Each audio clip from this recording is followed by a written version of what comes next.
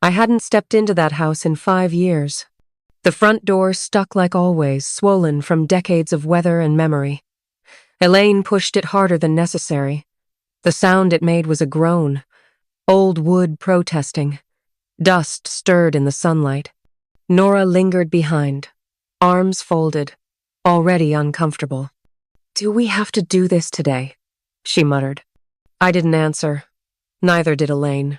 We just crossed the threshold like we used to, first Elaine, then me, then Nora, an order that hadn't changed since we were kids, trailing behind Mom's footsteps down this very hallway. Everything smelled like lemon polish and dried flowers. The kitchen was still painted that same muted yellow. On the windowsill above the sink, the ceramic sparrow Mom always said was watching us. I half expected to hear her voice telling us to take off our shoes. But the house was silent now. Just walls and absence. We were here to pack it up, sell it, distribute the pieces of her life like wedding favors. Margaret, the eldest, responsible as always, me. Elaine, practical, sharp-edged, the one who hadn't cried at the funeral, and Nora still too young to carry the weight, but old enough to resent it. The three of us hadn't been under one roof in years. Not for birthdays, not for holidays. Only this. Elaine opened the dining room cabinet. The good china was still there. Nora walked straight to the sunroom and sat cross-legged in Mom's old chair, arms hugging her knees. That's when I saw it. A small leather-bound box on the mantelpiece. It hadn't been there before. I opened it slowly. Inside, 3 envelopes, yellowed, hand-addressed. One for each of us. My full name written in her script, Margaret Elise Byrne. Ink slightly smudged like she'd held the pen too tightly. I stared at it. Elaine looked up from the cabinet. "What's that?" "Letters," I said. My voice sounded different, distant. Nora stood up. We gathered around the fireplace, wordless. 3 letters. No instructions, no dates, just names. Elaine took hers. Nora reached for hers with shaking fingers. We didn't speak. Not yet. I held mine a little longer. The flap was sealed.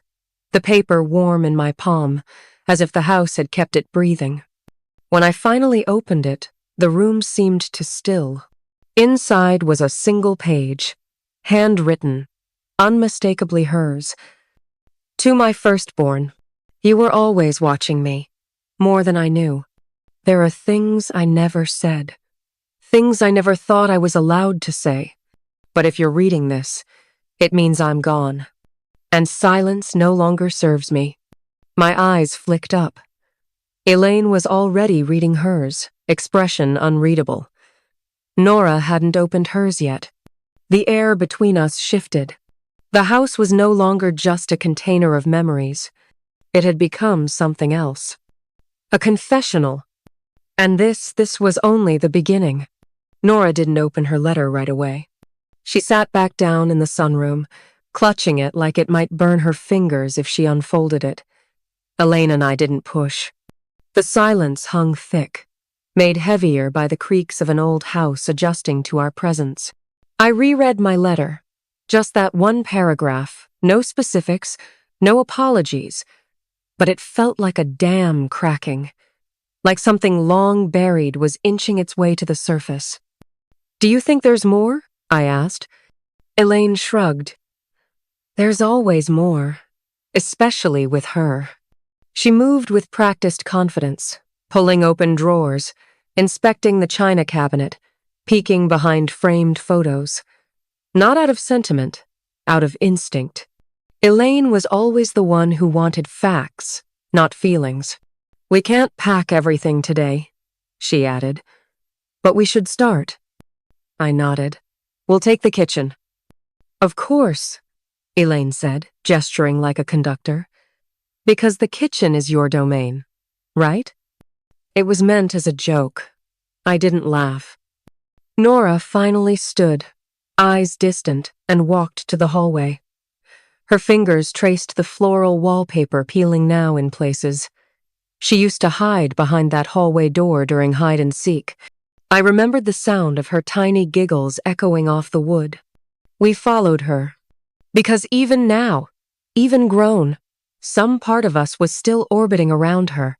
The baby, the sensitive one, the one Mom always seemed to hover over, shield from consequence. Nora stopped in front of the linen closet, opened it, blinked. "What?" I asked. She reached in and pulled something out from behind a stack of old towels.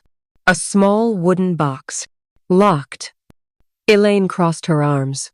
"Oh, come on. Seriously?" "What?" Nora snapped, holding it tighter. "You think I planted this?" "No," Elaine said, sighing. "I think Mom did. For drama." The three of us stood there, staring at the box like it might explode. I took it from Nora gently and turned it in my hands. The lock was old, rusted, not decorative, real. "Do we still have the skeleton key set?" I asked. Elaine was already moving toward the office. "Of course we do. She labeled everything, just in case." Nora didn't say anything. Her eyes were still on the closet, as if expecting something else to fall out. I wondered if she remembered more than we did, or less. Elaine returned with a tin marked "Spare Keys, do not throw out" in bold black marker. It took 3 tries. Click. The box opened with a faint groan, like it hadn't seen air in decades. Inside were photographs, dozens of them, black and white, some color faded, not organized, just placed. And letters, not ours. These were older, yellowed, bound in string. Elaine and I leaned in, but Nora grabbed one photo before we could see. Her face went pale. "What is it?" I asked. She handed it to me. A woman, late 20s maybe. Familiar, but not quite. Standing in front of this very house, holding a baby. Handwritten on the back, July 1988. Me and Ella. First visit back. "Ella?" I said out loud. Nora's voice was barely above a whisper. "That's not Mom." Elaine took the photo, eyes narrowing. "She looks like you," she muttered to Nora. We all looked at the box again. Its contents suddenly felt heavier. Questions we didn't know we were allowed to ask started forming in our minds. Why were these hidden? Who was Ella? And why did Mom keep these here, in the one place she knew we'd eventually return? The hallway felt smaller somehow, like the walls were listening. I glanced at my sisters. Elaine, analytical and cold, was already sorting the letters by postmark. Nora held another photo, her hands trembling. And me? I wasn't sure what I wanted anymore. Answers? Closure? Or just the truth? Whatever was inside that box, whatever our mother hadn't told us, it wasn't going to stay buried much longer. Elaine laid the letters across the hallway floor like a detective working a cold case. She wasn't speaking, just scanning envelopes, sorting by handwriting, postmarks, faded stamps. A quiet fury surrounded her. Not rage, precision.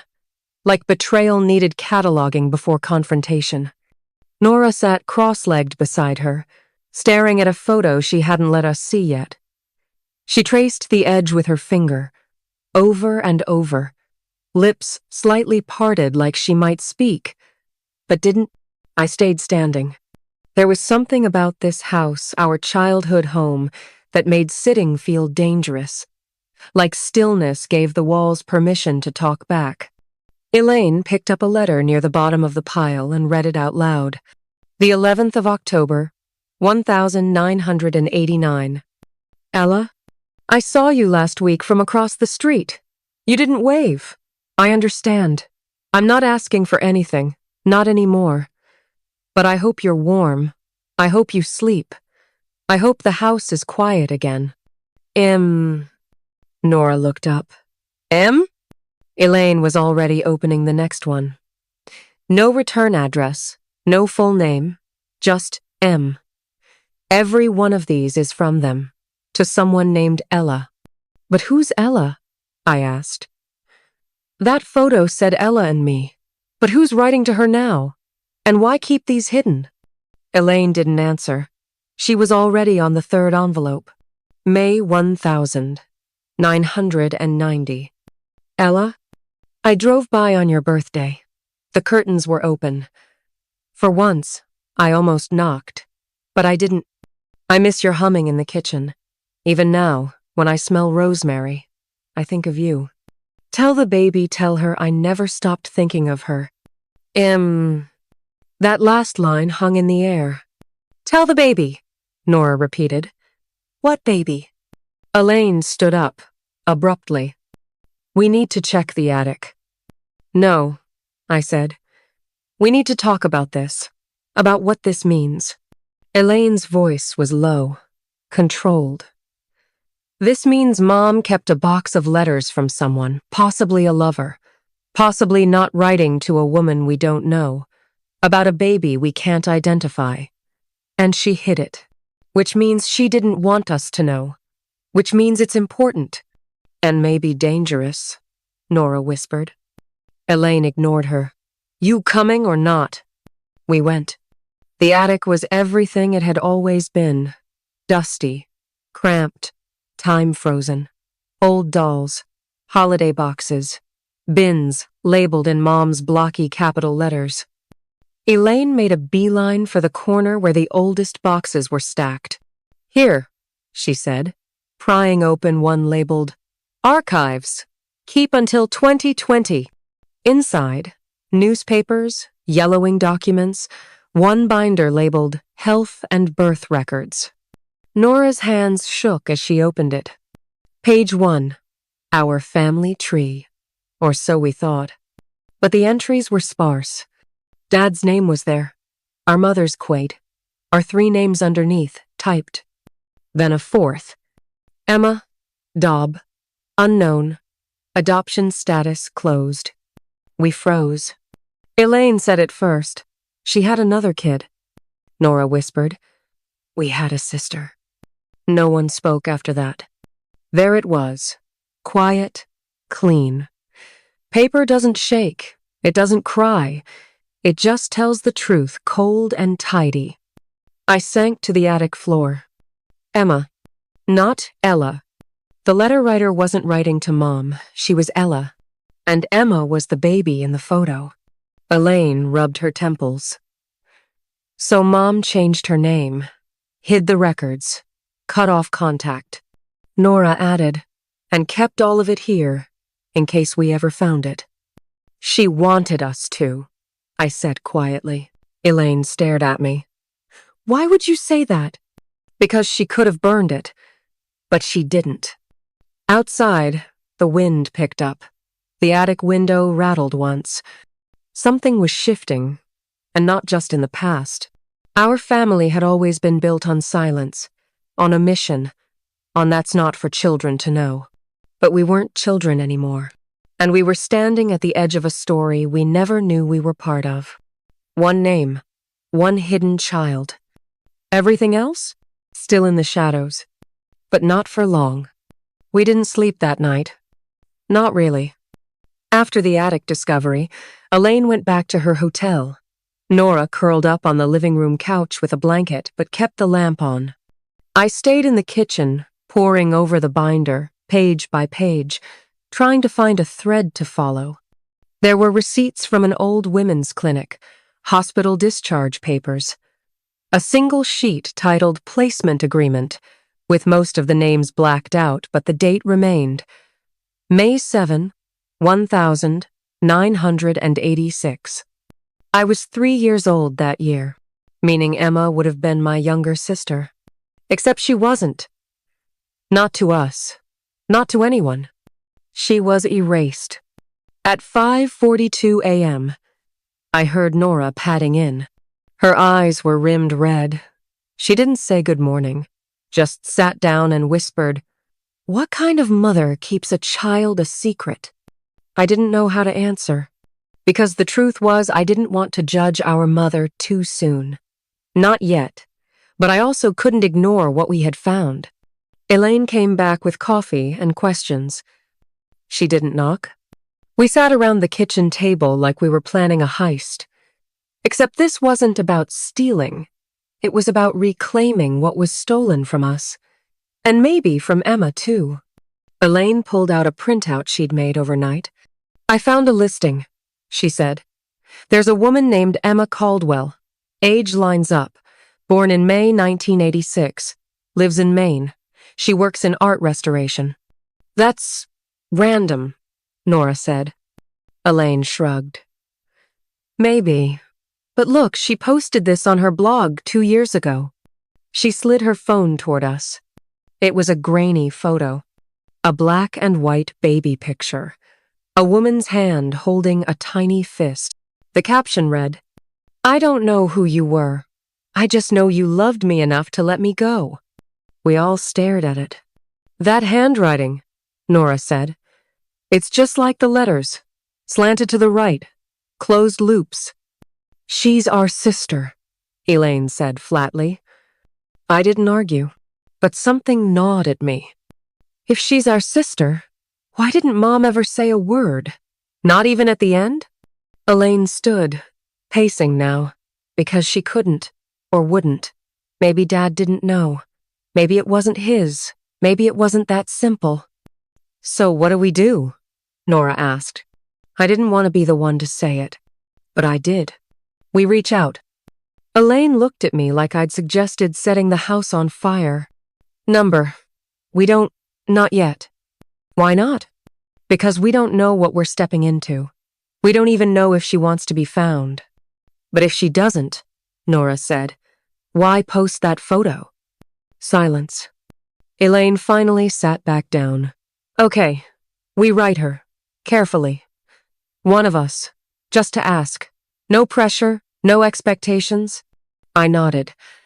I'll do it. That night, I drafted the message 10 times before sending it. Hi, Emma. This may sound strange, but I believe you may be connected to someone we've recently lost. Her name was Ella. I'm reaching out because I believe there's a story that ties us together. One you have every right to know, and every right to walk away from. If you're open to a conversation, I'd be grateful. Warmly, Claire. I hesitated before hitting send, then did it, and waited. Hours passed. Then a day, then 3. We went back to sorting Mom's things. Letters, books, old cassettes of lullabies I didn't remember. Elaine threw out her back, lifting a cedar chest. Nora found a box of postcards, none of them sent, all addressed to M. Then, on the 4th day, I got an email back. Subject: Ella, Claire. I've been waiting for this message since I was 16. Let's talk. Emma. I stared at the screen. A single tear slipped down. Not grief, not fear, just relief. She wanted to know. And now we had to tell her everything. The story that wasn't just ours anymore, but hers too. Emma suggested we meet halfway at a small cafe in Portsmouth, New Hampshire. Neutral ground, 1-hour drive for her, just under 2 for us. I offered to come alone, but both Elaine and Nora insisted. It's not a confrontation, Elaine said, smoothing her blazer nervously. It's a reunion, of sorts. She might not even want that, Nora reminded her. She replied, I said. That means something. We arrived first, picked a quiet table near the window. I ordered 3 coffees, 2 teas, and a slice of lemon cake just in case. At 11:04 a.m., she walked in. Emma Caldwell. A few days later, I walked through with my leasing agent. She pointed out how the natural light hit the front room in the mornings, how the kitchen layout would appeal to certain renters. I nodded. I wasn't thinking about renters yet. 2 weeks after they'd moved out, I saw them. It was a Saturday morning. I was pulling into the driveway to check on the porch light. They were in the car behind me, slowing down as they passed. Rachel was in the passenger seat. Mark was driving. She turned her head to look at the house, but not at me. Her expression didn't change. It didn't have to. I stepped out of my car and unlocked the door. Didn't glance back. Didn't wave. Inside, I turned on every light in the house. Not because I needed them, because I wanted the place to look alive again. When I walked out, their car was gone. The next day, I signed the lease with a new tenant. Good credit, steady job, no connection to anyone in my family. I handed over the keys knowing Rachel would drive past at some point, see the curtains drawn differently, a different car in the driveway, a different name on the mailbox, and she'd understand fully that there was nothing left to take back. It wasn't about punishment anymore. It was about permanence, making sure she could never rewrite this ending. Some things you win by fighting. Others you win by holding the line until the other person has nowhere left to stand. I locked the door one last time, walked to my car, and didn't look back. At one point, Elaine asked, "Did you ever try to find her?" Emma paused. "Once. When I was 23, hired a search firm, but the agency records were sealed. All I got was no contact preference. I figured that meant she didn't want me." "She may have thought it was best," Nora whispered. Emma nodded. "I know that now." Silence again. This time, not awkward. Just full. Later, Emma brought out a box. Inside, baby pictures, report cards, college acceptance letters. "My parents kept everything," she said, setting it down. "They told me I was theirs from day one. But they never lied about the adoption. Said if I ever wanted to find answers, I should. They'd support it." Elaine picked up a photo Emma as a toddler with a wide smile, standing in a field of sunflowers. "You looked like Isla," she said. "My youngest." Same smile. Emma smiled softly. "That's nice to hear." And then, like a shift in gravity, something opened. We talked for hours. About Ella. About the things she never said. About how grief can trick you into rewriting the past to fit the ache. At one point, Emma said, "I don't want to hate her. I really don't. But sometimes I still get angry." "You're allowed," I said. "She chose to keep you," Emma continued. "Raise you, love you, out loud. She chose to hide me, and I don't know if that's something I can ever fully forgive." We didn't rush to fix it. Didn't drown her in reassurances. We just let the truth breathe. Elaine said. "She was deeply flawed." Nora added. "But I think she loved us the only way she knew how." And I said nothing, because for once, silence was enough. We left that day with no promises. No big declarations of sisterhood. Just a group photo on Emma's phone, a shared laugh, and a quiet understanding that something had shifted. Weeks passed. Emma came to Nora's birthday brunch. Elaine invited her to a book club. I started texting her first. One night, I asked her, "Do you feel like one of us yet?" She replied, "Some days, yes. Some days I still feel like a guest." I said, "It's okay. We're all guests in each other's lives sometimes." That was the last message that night. But it didn't feel like an ending. It felt like a bridge. It was Christmas Eve when she visited our childhood home. Elaine had invited her. Nora had baked pies. I had stayed silent in the group thread until the last minute, then simply wrote, "I'll be there." The house hadn't changed much. Same creaky porch step, same faded wreath, same too bright kitchen tiles. Our father had passed 6 years ago.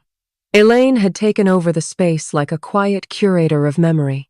Emma brought a bottle of wine, and something else. A small box. She placed it on the fireplace mantel without ceremony. Inside was a folded piece of paper and a necklace, delicate, silver, with a tiny letter E. "I found this among my mother's things," she said. No idea what the E stands for, but it felt right. No one spoke for a while. Then Elaine, ever the voice of soft logic, said, "Maybe it stands for Emma, or maybe it stands for enough." Emma smiled, eyes shining. "Maybe both." We ate dinner at the same wooden table where Ella used to serve casseroles and overcooked ham. Every chair filled, every plate passed. At one point, Emma helped Nora's daughter, Lily, with her peas. She leaned in, whispered something that made the child laugh, and I saw it. The unmistakable rhythm of belonging. Not forced, not declared, lived. After dinner, Elaine brought out a photo album. Old pictures, birthdays, Halloween costumes, snow days. Then one Ella holding a baby. The image slightly blurred, her face turned to the side, but unmistakable. Emma froze. "I've never seen that one," she whispered. Elaine nodded. "We weren't supposed to keep it, but I did." We gathered close, looked again. The baby's face round, red-cheeked, Ella's hands gentle, her eyes uncertain. "That's me," Emma said softly. None of us questioned it. That photo had lived in Elaine's drawer for 25 years. It lived on the mantel now, next to the necklace. Later, as we said our goodbyes, Emma stood at the doorway, coat unbuttoned, breath fogging in the cold. I used to wonder what kind of person I would have been if she kept me. I waited. But now, I think, maybe I became who I was meant to be because she didn't. I stepped closer. "You didn't grow up with her, but you have a piece of her we don't." Emma looked puzzled. "You have distance. You got to choose how you remember her. That's its own kind of truth." She nodded slowly. "I like mine better now. The Ella I remember," she hummed while making tea. "She called me her sunshine. She kissed my forehead every morning." "Then keep that," I said. "Even if it's not the whole story?" "No story ever is." The next morning, I received a text. It was a photo. Emma had framed the picture of Ella and baby Emma, hung it in her hallway. Beneath it, in small block letters, she had written, "Born into silence, returned in time," and I realized this wasn't a happy ending. It was something better, an honest one. We didn't erase the cracks. We learned to live around them. And that was enough. That was family.